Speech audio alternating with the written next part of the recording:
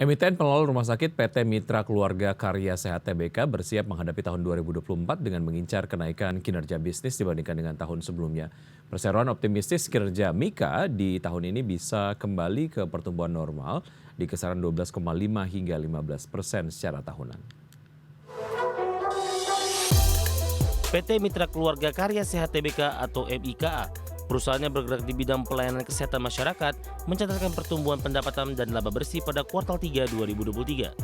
Di tahun 2024 ini, MIKA optimistis dapat kembali ke pertumbuhan normal, yakni di kisaran 12,5 hingga 15% secara tahunan, dengan tingkat margin EBITDA di kisaran 35 hingga 37%. Sekedar informasi, kinerja MIKA di tahun lalu terpantau tumbuh tipis.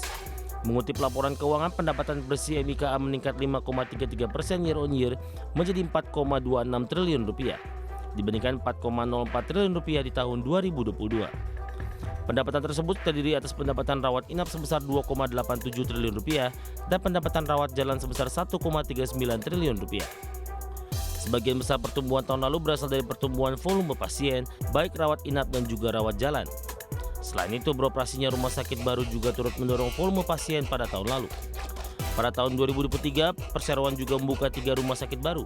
2 rumah sakit di Januari 2023, Mitra Keluarga Pamulang dan Mitra Keluarga Selawi, serta 1 rumah sakit di November 2023 yakni Mitra Keluarga Grand Wisata yang turut memberikan kontribusi bagi pendapatan perseroan.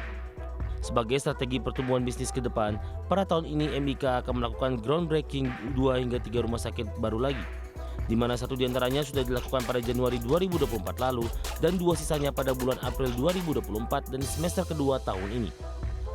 Dari sisi belanja modal atau capital expenditure, MIKA menyiapkan dana sebesar 1 triliun rupiah untuk pembangunan 3 rumah sakit dan juga penambahan alat di rumah sakit existing saat ini. Sebagai tambahan informasi, hingga Desember 2023 secara total MIKA sudah memiliki 30 jaringan rumah sakit dengan tambahan 3 rumah sakit yang baru dibuka pada tahun lalu. Berbagai sumber ada Channel.